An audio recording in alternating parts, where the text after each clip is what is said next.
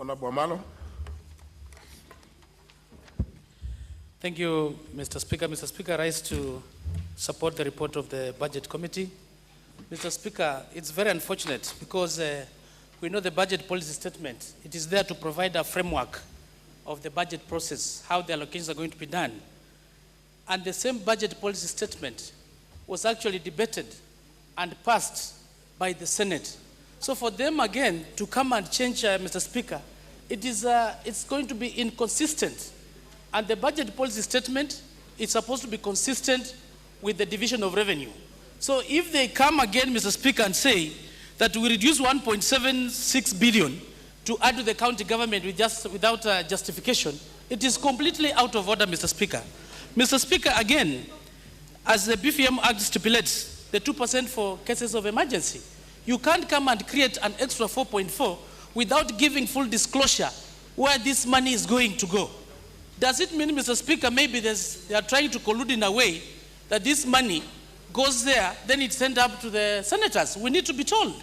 Because when it comes to the issues of money, and when it comes to also amending, you need to tell us where is this money coming from, this 4.4 billion. Where are you going to borrow it from for you to bring it here? This is something which is serious, Mr. Speaker, that it might need even further investigation. Going to history, Mr. Speaker, some times back, the Senate had gone to the Supreme Court for advisory. And we know very well in many jurisdictions, matters of budget have nothing to do with the Senate. But now, in a goodwill, to give them an opportunity so that we work together as a team, here they want to play again as if we are fighting the supremacy war, Mr. Speaker.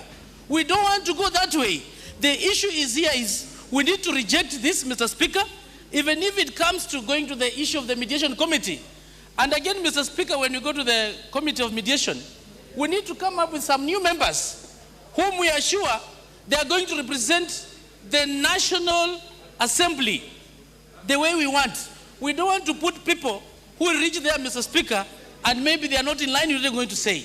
I know the Budget Committee has done good work and the chairmanship of Mr. Musimi, and I want to request the honorable members who are here today that we reject that amendment as it was brought by the Senate and support what the Budget Committee has put in place. Thank you, Mr. Speaker, and I support.